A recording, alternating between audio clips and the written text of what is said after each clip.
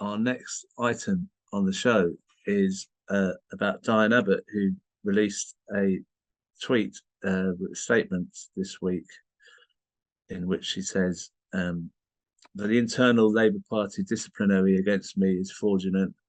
I was told by the chief whip to actively engage with an investigation, but the Labour whips are no longer involved. It has now run entirely out. Is now run entirely out of the Labour Party HQ, which reports to Keir Starmer, and there is no investigation.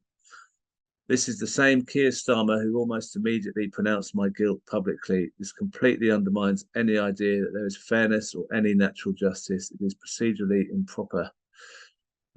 She goes on to say, I am the longest serving, it ends her statement, I am the longest serving black MP, yet there is widespread sentiment that as a black woman and someone on the left of the Labour Party that I will not get a fair hearing from this Labour leadership.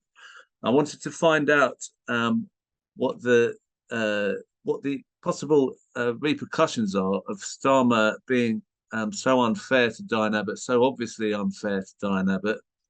And I've invited onto the show Lester Holloway, who is the editor of the UK's only black newspaper, The Voice. How are you doing, Lester? Are you there?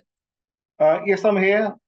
Good morning, everyone, and thanks very much for inviting me onto this great forum. So thank you for that.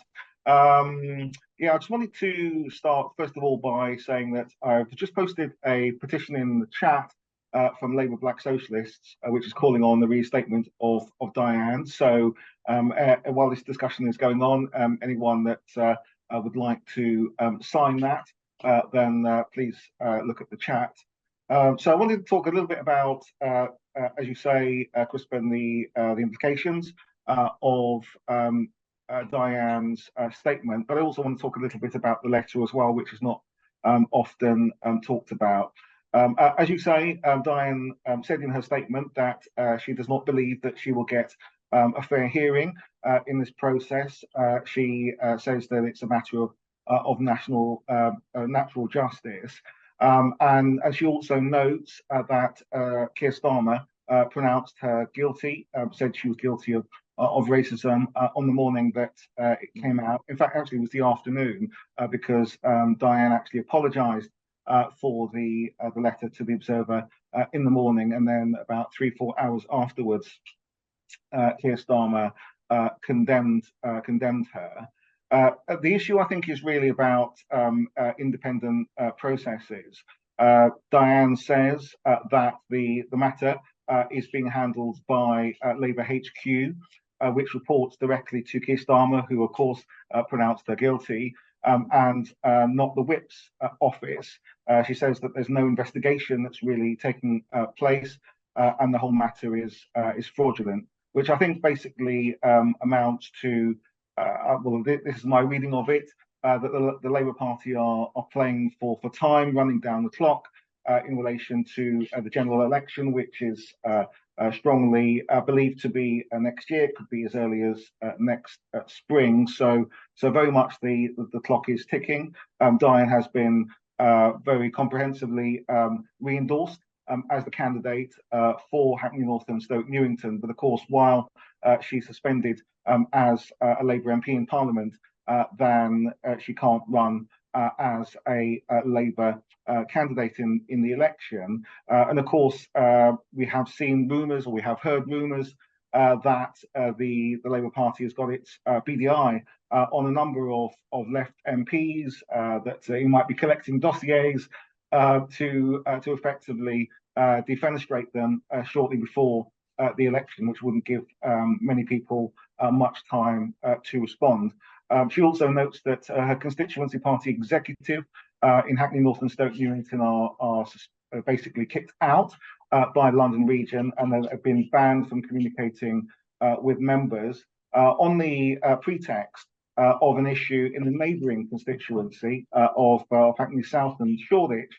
So this has got nothing to do with her or the matter of her reselection or anything else like that. It's actually to do with controversy concerning an associate of the Hackney Mayor, Philip Lansdale, who was a former agent election agent for Meg Hillier, who of course is the next door MP. So the scrapping of her executive in Hackney North and Stoke Newington has been done on the basis of a situation which is not to do with Hackney North and Stoke Newington. So she rightly concludes that there's a plot to kick her out of the party. Now, I just want to say a little bit about the letter that she wrote to the Observer, because I don't think there's been as much said about it or there certainly hasn't been an honest debate. I mean, there's certainly not an honest debate. Sorry, can I just pick the letter that she wrote that's got her into this situation of a disciplinary? That's right. Yes, right. yes, Okay. absolutely. Right. Yeah. Because I mean, we're not expecting her opponents to actually have an honest debate about it. She herself has obviously condemned it and said that she has a strong track record, which she does, of opposing all types of racism. However, my reading of the letter, and I'm not defending it either, but basically there is an anti-racist tradition which has not really been acknowledged. This is why I'm saying people haven't been honest about it. That racism towards people of colour is prejudice plus power. Now, I don't subscribe to that entirely, although some of my former colleagues in the anti-racist movement do. And certainly the condition when it comes to disparities on a range of different social issues of the Gypsy, Roma and Traveller community effectively does sort of, drive a coach and the horses through that particular theory. But that theory exists. And I think that it's wrong to actually effectively say that it doesn't. And of course, the philosophy, doesn't say that terrible things can't happen to white minorities. But it's actually not about that. It's not about the Holocaust or the attacks and murders of Gypsy and Roma Traveller people. It's actually a critique of everyday racism, which manifests itself in the racial disparities that we see on an everyday basis when it comes to Black people. We're twice as likely to be unemployed as our white counterparts, twice as likely to be on 0 hours contracts and insecure work, 4 times more likely to be in priority homelessness, and much more. I can go on all day about the racial disparities. So the issue about racism being prejudice plus power, which is about the manifestation of that every day, every turn, basically in every walk of life. That's where the critique actually comes from. Now, Diane's apologised, and obviously nobody is defending the letter, but I think it's a disservice to not acknowledge that there is a school of thought there in relation to this. And I would say as well that it's disappointing that some have been, in my view, too quick to abandon Diane and indeed Jeremy without actually sort of championing alternatives.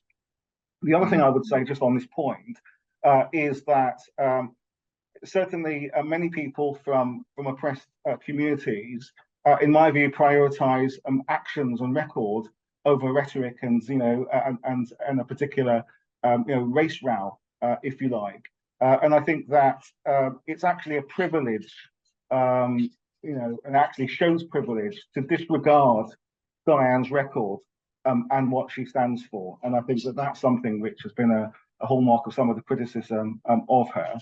Now, just in relation to how she's been treated, how Diane's been treated, comparisons have been made to Neil Coyle. Obviously, he's MP for Southwark. I think it's Southwark and Bermondsey. He racially harassed a journalist while drunk in the House of Commons bar, and he did wait 9 months for that to be let back into the party. Diane has been suspended for 5 months. Now, some people have been saying, well, Neil Coyle was suspended longer. Well, actually, that doesn't make it right in the first place, because these processes shouldn't be going on for 5 months or 9 months. And also, Diane can't wait 9 months, because in 9 months we're basically, almost into the spring of when a general election might actually be. But it's not even about the comparison with Neil Coyle. I think the real comparisons are with Steve Reed, who in 2020 said that a Jewish, or basically called the Jewish donor a puppet master. Now, he apologized for this, but he was not condemned by Keir Starmer. He was not disciplined. He was not suspended. So even though comparisons, as I said, have been made with Neil Coyle, who was suspended, Steve Reed was accused, and to my mind, it looks like anti-Semitism to me, and he wasn't condemned, and he wasn't suspended, and he wasn't disciplined. But it's not just Steve Reed. It's also Barry Sherman as well, who in the same year tweeted that two Jewish businessmen who were in line for the Lords, he was commenting on that, and he was saying that the appointment for the Lords was, quote, run on silver shekels. Once again, he was not condemned by Keir Starmer. He was not suspended. He was not disciplined. So I think there's a very clear contrast there. In addition to that, Diane has confirmed in the statement that she put out, which you sort of referred to, Crispin, that she's not even being investigated for anti-Semitism. That's actually not part of the investigation against her, but she hits out at the smears that it is. Right. So she's saying that people are going around saying, and we've seen this in referred to in news reports, effectively saying that she's being accused of anti-Semitism when she's not being accused of anti-Semitism, whereas Steve Reed and Barry Sherman were, and they are, well, nothing ever happened to them at all. So just finally, when it comes to the hierarchy of racism, I think it does show itself in the treatment of MPs, but it's also not just about anti-Semitism, but it's also about who caused the offence, and I think that's why we're seeing the difference there. And I think it's really ironic that both Steve Reed and Barry Sherman actually did commit anti-Semitism. She didn't, but yet she's the one who's actually facing effectively at the end of her parliamentary career if things go badly.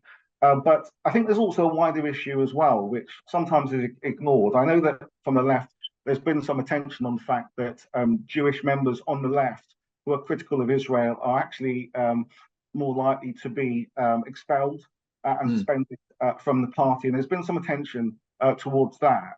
But I think there's also an issue about black members also being suspended for anti-Semitism as well, or kicked out of the party, and that hasn't actually got so much attention. Now, we don't have any figures for that, so everything is anecdotal, but I know several former Labour members who've actually had trouble in this regard. Obviously, we know the more famous case of Mark Wadsworth, who was not charged with anti-Semitism, but he had called Ruth Smeeth, who's now in the House of Lords, saying that she had cooperated with the Telegraph to smear Jeremy Corbyn, and that was interpreted by some wrongly, I believe, as anti-Semitism. Yeah. Also, Martha Osimore, who is a baroness, when she was going through the appointments process, the controversy there was that she had once signed a letter which was defending Ken Livingstone, which obviously we've just been discussing. And the letter didn't even defend what Ken was saying about Zionism. It was merely said that anti-Semitism was being weaponized to stifle criticism of Israel. Now, whether you agree with that or not, I think that making that point is not such a serious offence that we need to have a big pylon.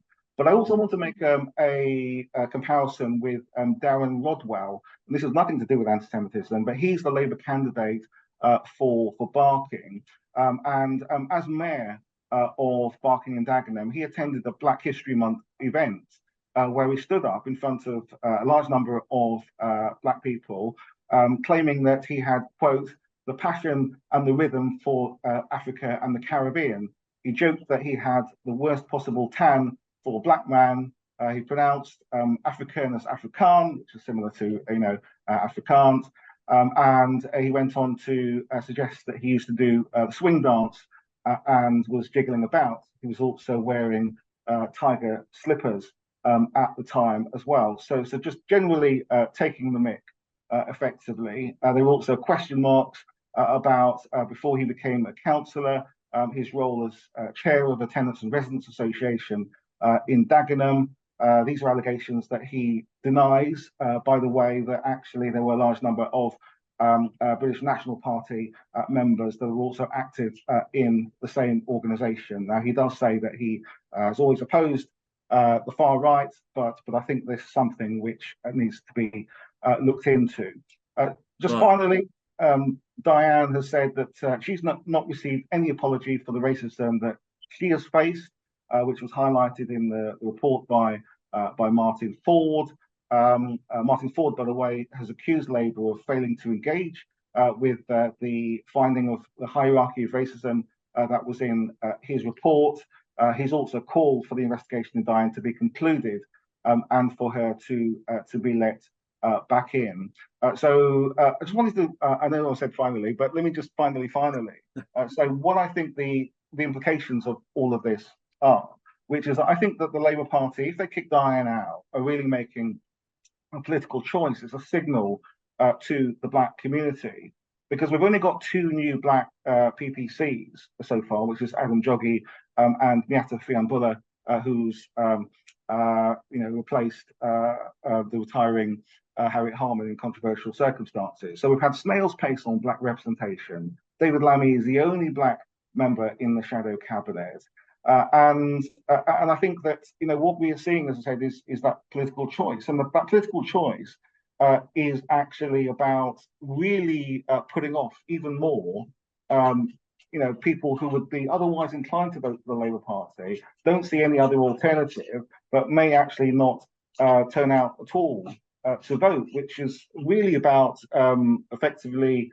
I mean, I think that's actually a big issue when it comes to democracy, if the Labour Party have a big fall off in black representation. And it could also cost them as well, because analysis that's been done by Operation Black Vote in the past, in 2015, showed that the black and minority ethnic population has a huge influence in over 100 seats. And The Voice itself did analysis not too long ago for the next election coming, which was actually showing that 21 Tory marginals are so thin in terms of the majority and have such a large black population that the black African and Caribbean community can easily make the difference between winning or losing. So there are these electoral consequences, I think, that the Labour Party need to take into account. So where should we go from here? Well, I think we should obviously let Diane back in.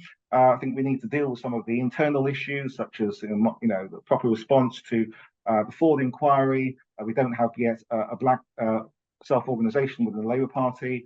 We don't have an NEC rep, etc. But we also need race equality policies as well that actually tackle systemic racism. Because if we have a lack of policies, if we have no Diane and we have no response to the Ford inquiry, then I think that the signal the Labour Party is sending out effectively is that they don't want black votes. So I hope that's not the case.